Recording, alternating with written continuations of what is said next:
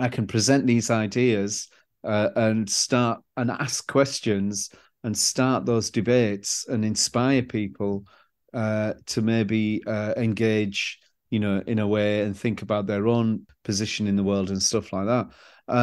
And so that, for me, that was a really heartwarming thing that I found out about doing the film and the one-man show. Was like, oh wow, this is the thing that I can actually do.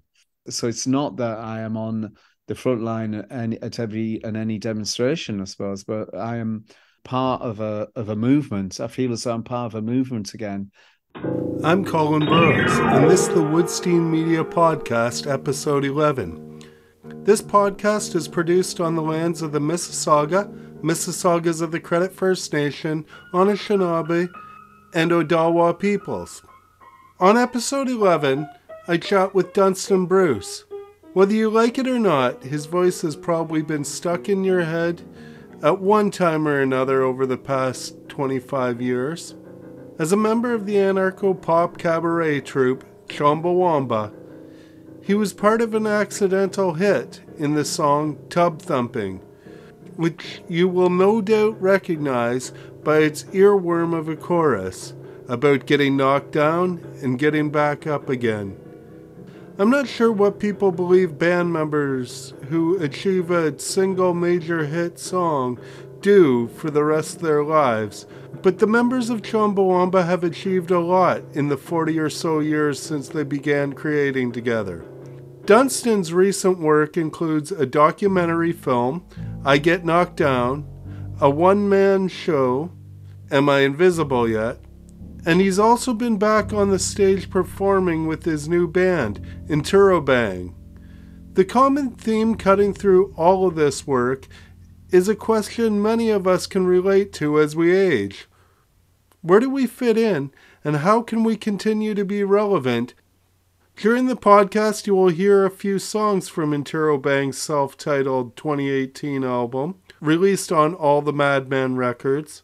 This podcast and Wood-stein Media are independently produced journalism that you can support through Patreon or by donating through PayPal at Wood-stein.ca. That's WOOD-STEIN.ca. Thanks for your interest and support. If you enjoy this podcast, you can support it by listening to more episodes and liking, sharing, subscribing, or reviewing them.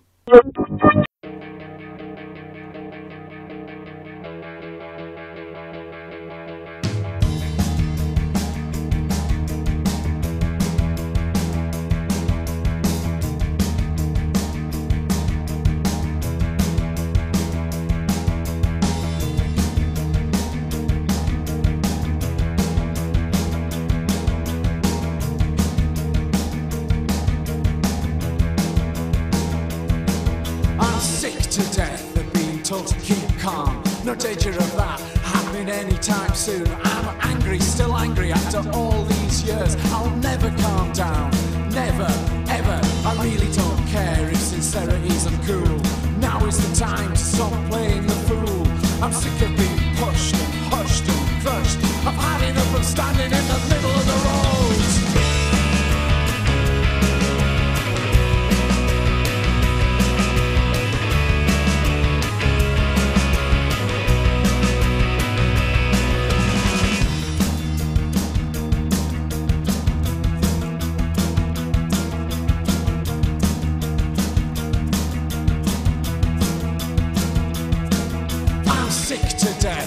Told to keep calm, no danger of that happening anytime soon. I'm angry, still angry after all these years. I'll never calm down, never, ever. Have you seen the film Network from '76?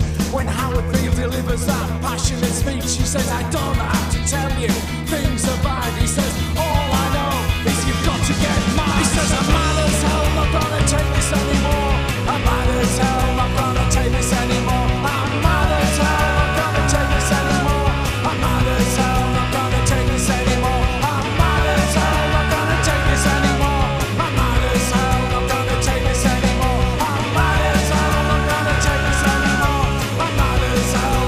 Take this anymore.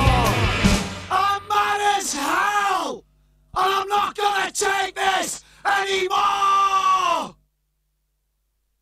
Mad as hell, I'm not gonna take this anymore. I'm mad as hell, I'm not gonna take this anymore.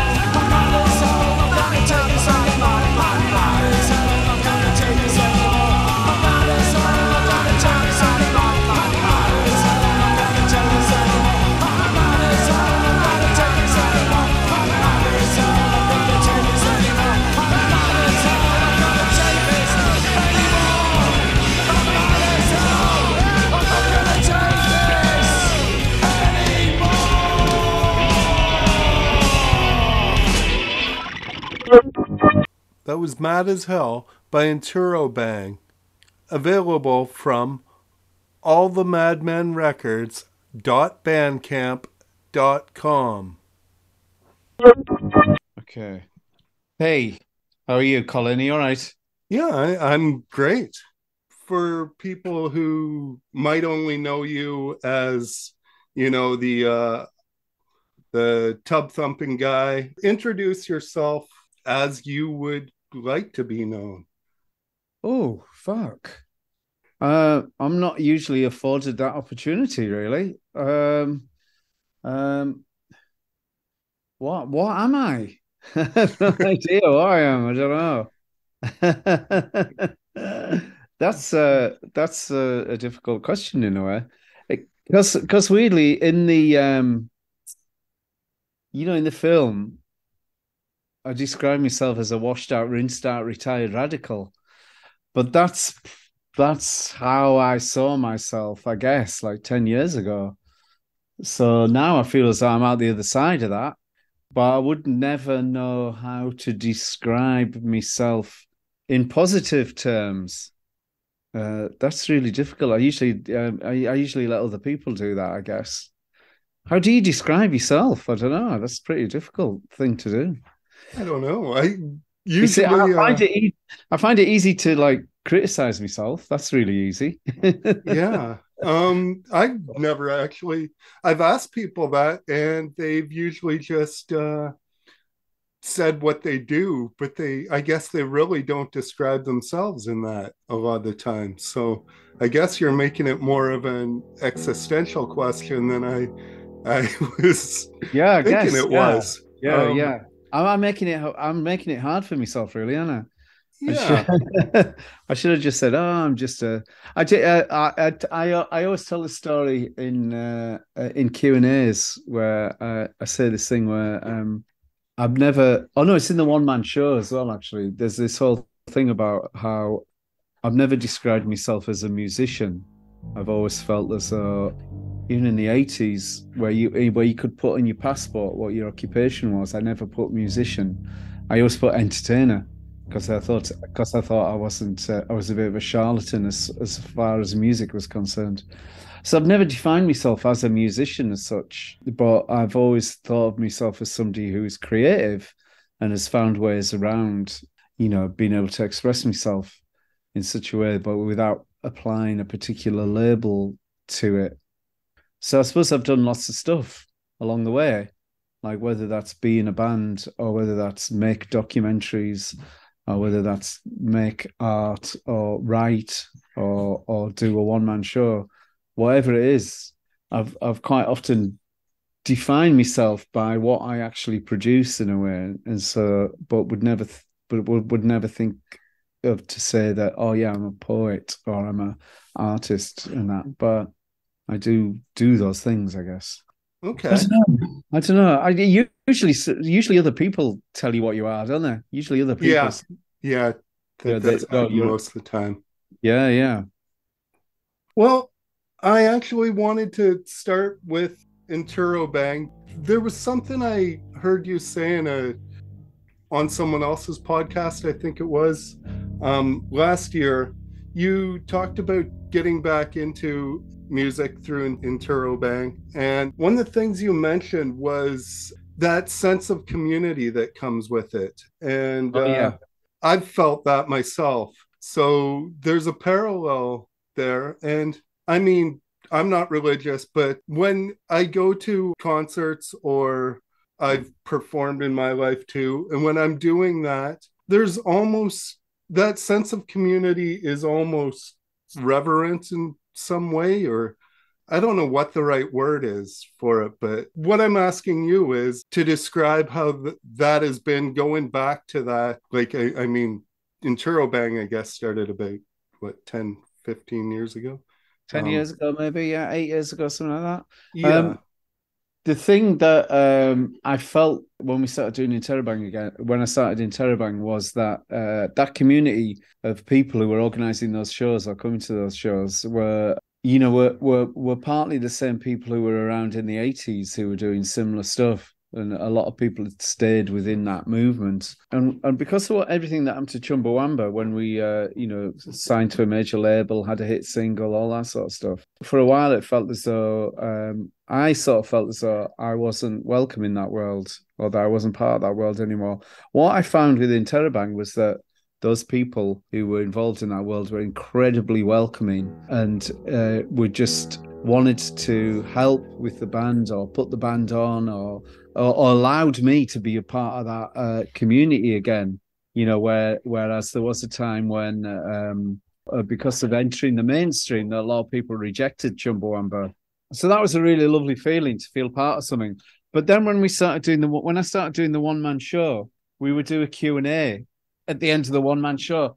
And what happened was that the Q&A almost became as important as the show, because what the Q&A did was it gave everybody in the audience who'd come along to the show a chance to talk about how they felt about the world, or what they thought they could do to change the world, or how they fit in, or if they felt invisible, you know, and how they countered that feeling of becoming invisible.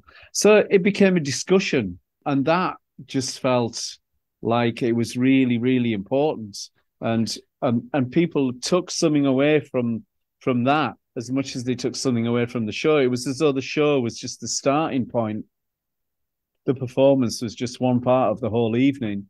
And that what it meant was that we were able to create this sort of community within the theatre where, you know, people were able to talk about how they felt about the state of the world and their position in it. And I thought that was a really positive thing, and a really helpful thing, and that it was providing something more than just entertainment. It meant the show was doing something more than just entertaining somebody for an hour. So I thought that was a really important part of what we were trying to do. Okay.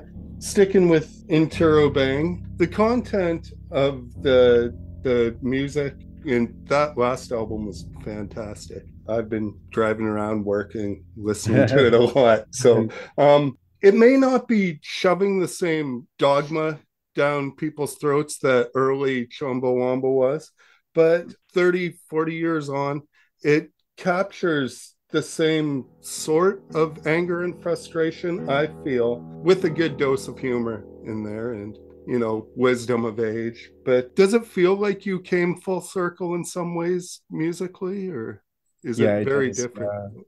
Yeah, no, it does. No, it does. It does, yeah. I mean, when me and Griff started Interrobang, I basically said to Griff, look, I've written a load of words. I need somebody to create the music for me to be able to do, you know, to do these words. And he said, I can do that. And he said, how do you want it to sound? You know, what do you want it to be? What could it be?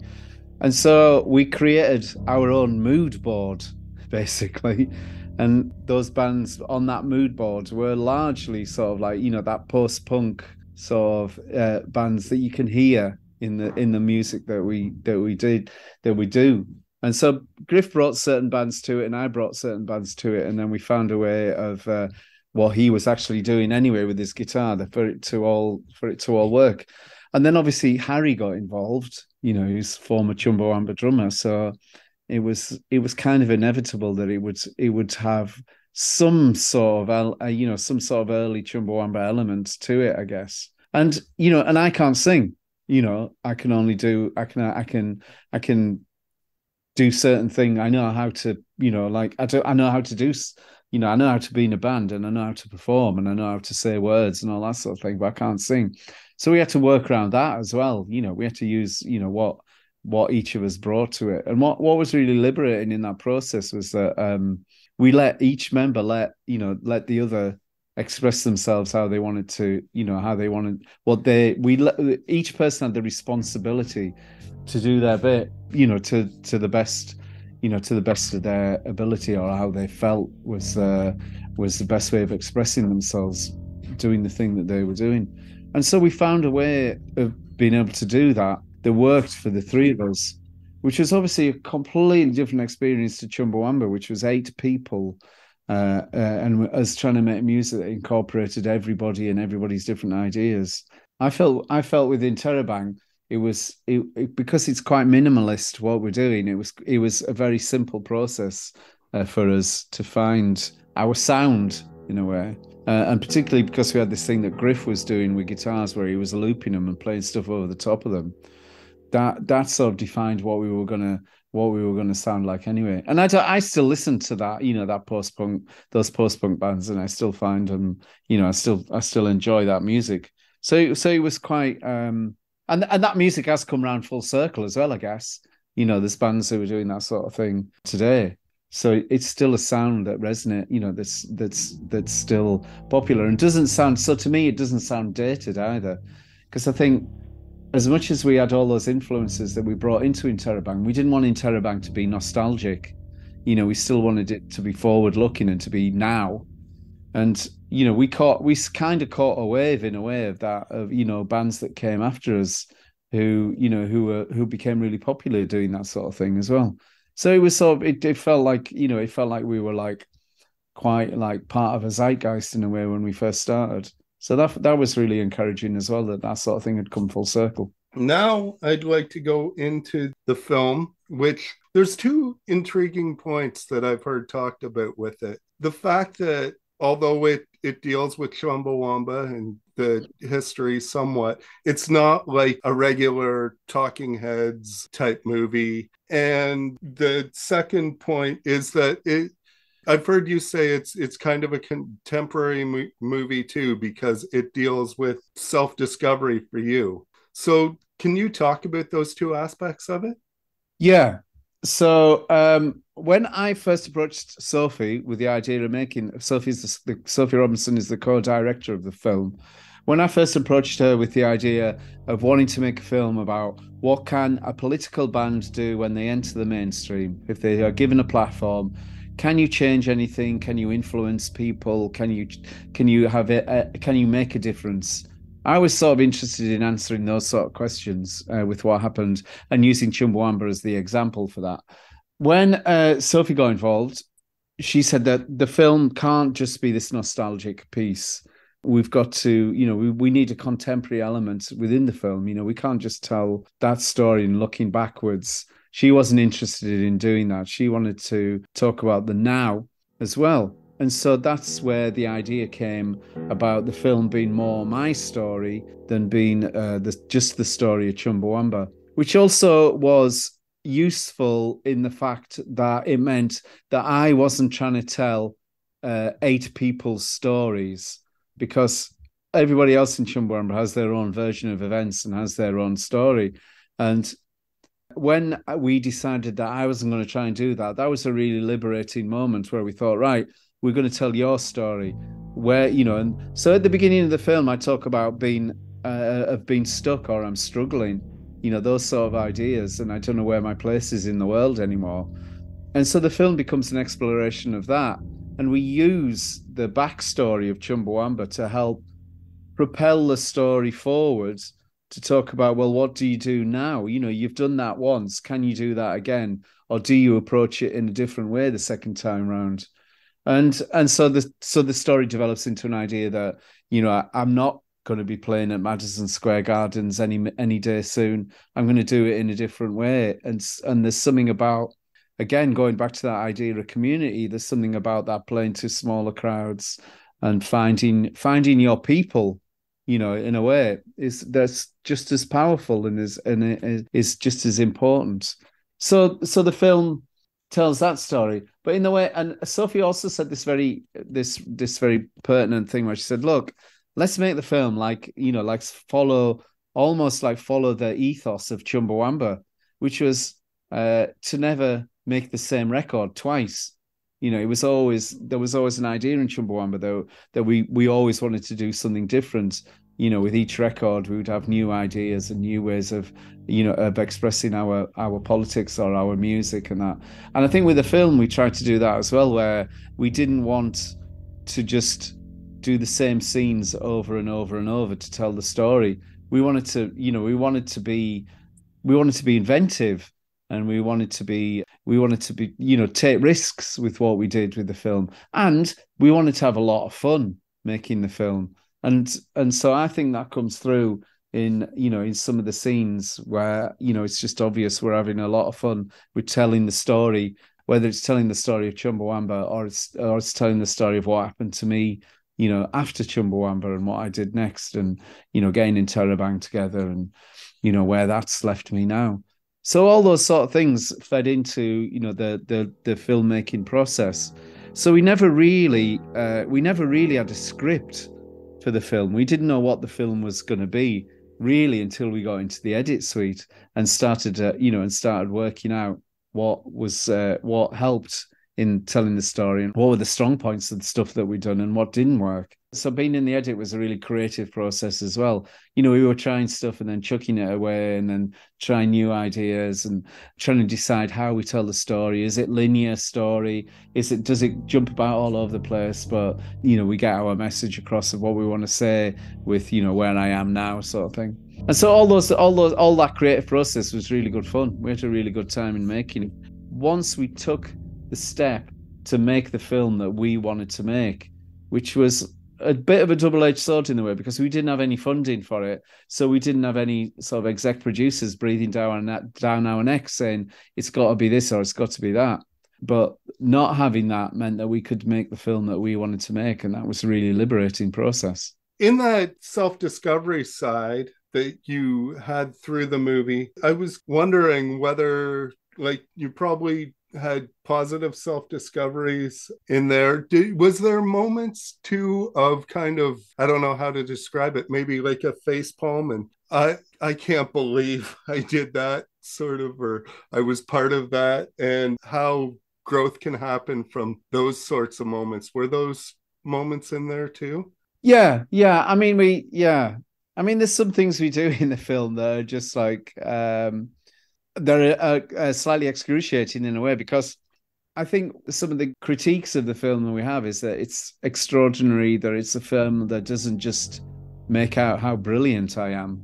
The whole premise of the film is that we have this other character called Babyhead, who's based on the album cover of Tub Thumper, and is my alter ego in a way, or is a version of me who is like the ghost of Christmas past, who follows me around everywhere, berating everything I do and giving me a really hard time. And so what his role is to question everything that I did and am doing, so that it isn't just an uncritical look at what Chumbawamba did or achieved. And it isn't just a hagiography, and it isn't just an attempt just to say, look how great I am. Because I think there's too many music documentaries that probably already do that. And what do you learn? I don't know what you necessarily learn from that. And I think we wanted to answer questions about middle age and activism and creativity outside of the confines of being in a pop band. So the film isn't just saying, isn't this great what we did? The film is asking, using Babyhead, is asking all those questions about whether what we achieved had any value and was it worth it and all stuff like that.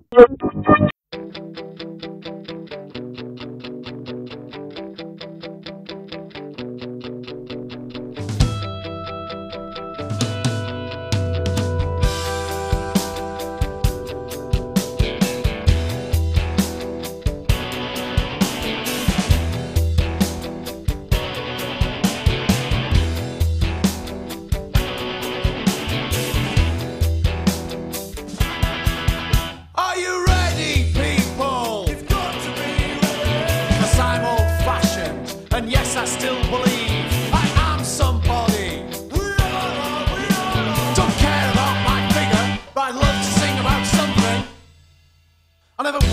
compromises. I don't care about rebel stances. I don't talk about bland stanzas. I don't think about lack of substance. I don't need that ersatz rebellion. I still dream.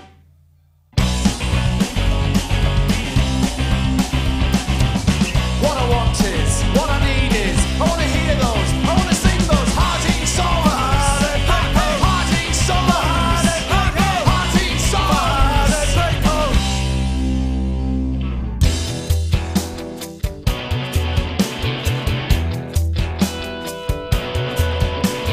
I'm no preacher, but I'd like a laxative for the limousine liberals. I don't want to be absorbed by everything I loathe. The meek will just inherit shit. Shit, shit, shit, and that's it. I never wanted compromises. I don't care about rebel stances. I don't talk about bland stances. I don't think about lack of substance. I don't need that ersatz rebellion. I still dream of revolution.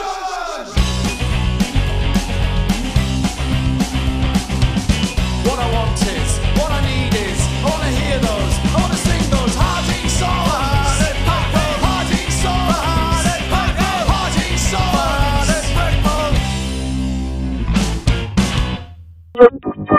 That was Interrobang asking, "Are you ready, people?" You can also get that song on their self-titled album from allthemadmanrecords.bandcamp.com. The conversation with Dunstan moved on to how people in North America can view the film. It is available on Apple TV and iTunes. There will be a link in the description so you can rent or purchase this fascinating Chumbawamba documentary psychological art film of middle-aged self-discovery. I guess when I saw it, I Get Knocked Down as a coming of middle-aged film? No, dealing with middle-aged film? I don't know.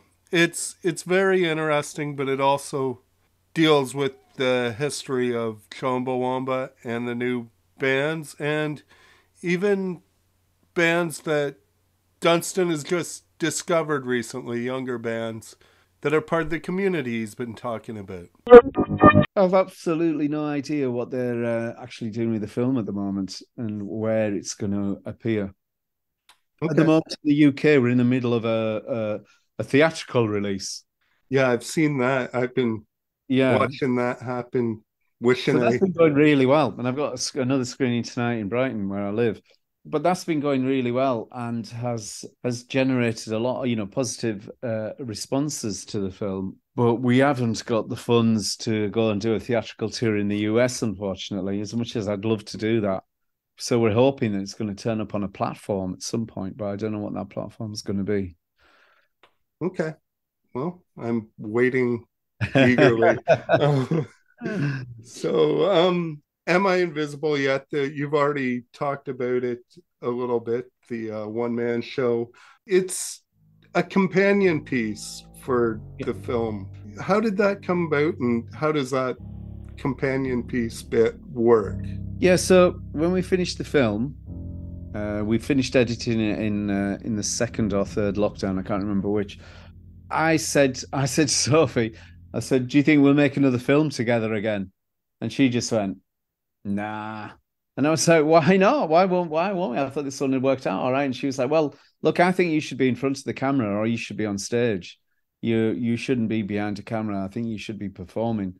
And so I'd already started writing something based on a set of lyrics that I had that was going to be the second Interrobang album, but Griff couldn't get it together to come up with any new musical ideas for a second album. So I started developing these words into a one-man show. And so Sophie said, "Well, why don't you just make the show, make that an hour long or whatever, and I'll direct you in a one-man show." And we both thought, Sophie had worked in theatre a long time ago and was keen to work in theatre again. And it was something I'd never done before. So I was really excited about the idea of trying to do something new. and not be in a gig environment, but be in a theatre environment, because I've never done that before. So I developed this, I wrote this show that was about an hour long. You know, I started performing it. And ironically, what happened is that Sophie became an integral part of it, because it's like a sort of a multimedia show where we use slides and music. And so it combines all different elements and prose. And so she became as an important part of it as me. You know, I can't do the show without her now, which is weird, because I'd started off thinking that if you do a one-man show, that the only person that's you can just go out and do a one-man show. And I soon realized that I couldn't. I needed somebody else to help me do it. Anyway, so that. But what we did with the one-man show is we cut out the majority. It's not about Chumbawamba, the one-man show. We wanted it to be universal, in that it's just an idea about becoming invisible as you get older, and what can you do about that. And so I'm telling my story of how I tried to do something about that. So it has some similar themes that are in the film are also in the one-man show, but we've taken it, we've expanded on those ideas. It hopefully speaks to a much larger audience rather than just Chumbawamba fans, which is again what I was talking about earlier. That idea of creating a community was that in doing the one-man show and then doing a Q&A at the end, you know, that really helped the whole connecting with the audience thing in a way, and that we weren't just turning up somewhere, doing the show and then disappearing. So that was a really positive thing. When you've been speaking recently in interviews, you always mention that you're still wanting to change the world. How have your personal politics grown, adapted, or outright changed since the early days of Chumbawamba? I think a lot of my core politics are probably very similar. You know, they haven't changed that much, really. I think it's just me finding a way of expressing my own politics, or me being a part of you know, this continuum of dissent, I suppose it is. And so I think what I've learned over the years is that maybe the thing that I can do best is to be a catalyst for things, or you know, doing the film and doing the one-man show have sort of taught me in a way that that's the thing I can do. And that's the way that I can be part of a voice of dissent or a voice for change, is that I can present these ideas and start and ask questions and start those debates and inspire people to maybe engage, you know, in a way, and think about their own position in the world and stuff like that. And so that, for me, that was a really heartwarming thing that I found out about doing the film and the one-man show. Was like, oh wow, this is the thing that I can actually do. So it's not that I am on the front line at any demonstration, I suppose, but I am part of a movement. I feel as though I'm part of a movement again, or that I'm engaging with like-minded people, and that we all have a different role to play in that movement, and we don't all have to be doing exactly the same thing, I guess.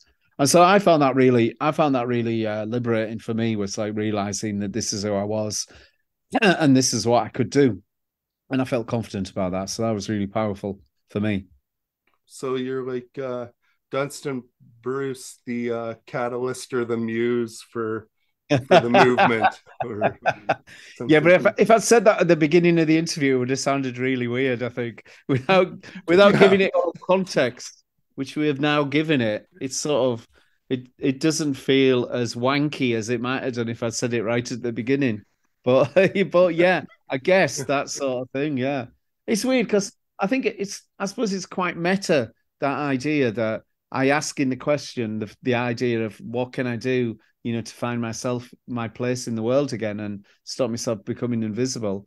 And I guess what I do for that is I make a film, and I do a one-man show, and it's those things that have helped me not feel invisible, or have helped me feel as though I am making a difference, or that I am part of a movement for change. Oh, and my next question you already answered when you were, because it was about, well, I'll ask it because I'm not sure you came right out and said where you feel most comfortable. But I was going to ask about, there's the one-man show in Interrobang where you're performing, and then you're also filmmaking. And I'll just ask straight out, where do you feel most comfortable, performing or behind the camera? Or performing. Definitely performing, yeah. Interrobang did a show last year in Poland, of all places, where we'd screened the film there a year or so ago at a film festival, and then we went back to do the one-man show, and then we went back again to do an Interrobang gig. And the Interrobang gig felt like that was the thing that was really me, that I felt most at ease with, or that I really felt confident about. Look, I can do this. I know what I'm doing, and I know how to do it. And it's the thing that I have least doubt about. It's the thing that I feel most confident with, and it's the thing that, I mean, I just love performing with Griff as well. You know, having him by my side on stage is just really, you know, really powerful for me and meaningful. And I think because Sophie had encouraged me to perform rather than be behind the camera, I think I totally took that on board, and I kind of realized that what she was saying was right. And I knew, as much as I would joke about the fact that she doesn't want to make another film with me, I totally understood what she meant by that I should be on stage performing. And that's the thing, yeah. So that's the thing I enjoy doing more than anything, definitely, yeah. In a lot of your recent interviews, and I've heard you mentioning the idea of celebrating small victories. So moving away from the early Chumbawamba large-scale sweeping approach on a lot of issues like animal rights and all that early stuff where it was big, you guys were just yelling and screaming about big issues, to celebrating small victories. How has that approach helped you in life, I guess, really? It's probably a lesson a lot of us can learn from. So I think, yeah, I think it has helped massively, because once you get out, once you stop thinking that there's going to be a revolution any day soon, it still really helps you focus on the things that maybe you can do, and the changes that you can make. I've never really had a picture of what that world was going to look like anyway, but seeing, you know, the small changes that you can make, or how you can just change one person's life, or you can inspire one person to maybe go and do something, you know, that's positive. I think those small things just add up. I think there's a quote by, it's a Howard Zinn quote. Let me just find it. I've got it up in my bathroom, so I see it every day. Oh no, here it is on the wall. Right, it says, we don't have to engage in grand heroic actions to participate in the process of change. Small acts, when multiplied by millions of people, can transform the world. So that was a quote that I found, this Howard Zinn quote. I thought that nailed it in a way. Being able to try and change the world in a small way, or just be a part of, you know, various communities, or was as useful as, you know, thinking, oh, right, you know, because it's so easy just to shout, you know, about, oh, we want the world to change. We want an anarchist, you know, society. We want this and that, and for that to never happen. Whereas, you know, you realize there's lots of people who are making real change in the world, you know, quietly and efficiently. And I just thought, why do I have to make such a big noise about it? But sometimes the two things can combine really nicely, and I think that's what I was hoping for, was to like have an influence on people's. Sometimes it's just about their well-being, having an influence on their well-being or their mental health, which is something that I think was ignored, you know, largely ignored in the 70s and 80s and the 90s even, you know, and then once you realize that, you know, those things are really important to people, then I think you can play a different role as well, you know, in trying to make the world a better place. I mean, that's all I'm trying to do, is make the world a slightly better place, really, you know. Thanks for listening, and thanks to Dunstan for the interview. Check the description wherever you are listening to this for links to more information, or visit Wood-stein.ca. That's WOOD-STEIN.ca. You can support this podcast by becoming a patron at patreon.com/ColinBurrows. Like, share, comment, follow, and support Wood-stein Media and this podcast, and have a wonderful day. Now, just for the hell of it, I'm going back to an early 80s Chumbawamba demo so that Boff and Dunst can tell you to stop pussyfooting around. Stop! Pussyfooting around! I've got garbage catching bodies in your backyard! These pussycatting men, the cattle on map! Then stop that fucking yucky way of water your throat! And you fucking swallow it! You fucking swallow it! You fucking stand out and speaking out! This is a business which we accept! Along with the bird is a Kentucky Fried Steak! The Lord deserves you have a coconut smile! I think there was a thing we've running for a while! And you'll not give it to me! Fucking American Yankee Fried Steak! Practicing off the judo swing! Stop!